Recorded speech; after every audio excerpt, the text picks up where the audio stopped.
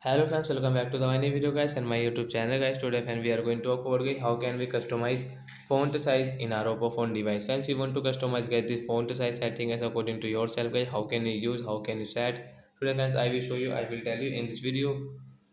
So before starting video friends, first of all go and subscribe the channel guys. Click the bell icon, like the video. So friends, now let's see how can we customize guys font size setting in our Oppo phone device. I will click on phone setting, scroll it friends, click on this personalization setting guys.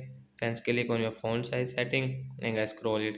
Friends, you can see font size, you can see guys there are 5 and 6 sizes. So friends, first one guys small, default, medium, large and very large. Like it's your choice guys, how which size guys you want to set. So if you want to set guys small and default and small size, so apply for here. Friends, you can see guys your font size will small. So like that guy we can customize guys our font size in our Oppo phone device. So that's it guys, thanks for watching the video guys.